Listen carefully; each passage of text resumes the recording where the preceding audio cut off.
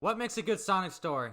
Let me tell you. Number one, Sonic shouldn't be too childish. The Pontac and Graph, and yes, even Prime material is guilty of this. People get mad at those Mickey Mouse Clubhouse clips, but I mean, when you're dealing with this, yeah, you guys are asking for it. And listen, I know full well that Sonic first and foremost was designed with kids in mind, but when your games involve destructive deities and drama, there needs to be a balance. Sonic Frontiers, I feel like, has the same problem as Forces, where it takes itself a little too seriously, but unlike Forces, it comes off as pretentious. It doesn't help that literally everyone is speaking in a dark and brooding voice because apparently they're getting older. It begs the audience to take them more seriously, and yeah, you never want that. I get it though. Personally, I don't blame Sega for taking this direction after Pontac and Graph, but I'll give them this. At least they had self-awareness to what they were writing. Sonic Lost World, for all of its problems, isn't a badly written story. Don't get me wrong. There are some serious tonal issues there. But what it gets right, it gets right. Zavik is interesting where he manipulates people by giving them compliments, whereas Sonic breaks all of them down with insults. Tails getting mad at Sonic for trusting Eggman while not fleshed out was an interesting dilemma, considering the fact that Eggman has always gone back and did evil after doing good deeds.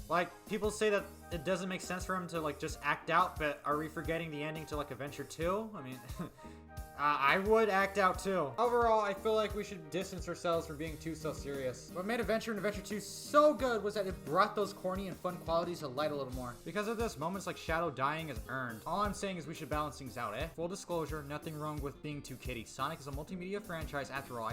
I just think it's weird that I enjoy the TikTok videos over Prime, that's all. Another thing, I think the writers need to embrace the insanity of canon a little more. I cannot stress how worried I am with Ian Flynn behind the wheel and not Jesus. I still remember that Blaze post scaring me. Ian preferring to just get rid of Blaze's dimension altogether. I mean, Look, I should stress that I appreciate Flynn for making a lot of the obscure stuff canon, but it frightens me that rather than expand, he'd rather just make things easier for himself. My favorite thing in Frontiers, execution aside, was the Chaos Alien stuff. I was sorta expecting he'd be wanting to give Blaze's dimension the same treatment. Now, to be fair, he did double back against it and essentially say that lore stuff is not up to him, but the fact that Ian was initially against this concept before Backlash is still worrying. It sort of makes me wonder if he's fishing for people to agree with him or something. It's a little strange for him to say stuff like this. The End was a perfect example where he stated that he's gone, only for him to double back and say, oh, I'm not really in charge of lore. If Sonic Team wants him back, then I'll bring him back. Then why talk about it as if you were, Ian? What are you planning, Ian? Anyway, yeah, that's all I have to say about plot,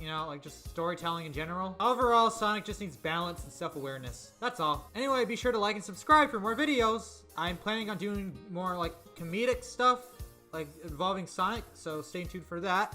And yeah, create an account on Tapas and subscribe to my webcomic. Okay, bye!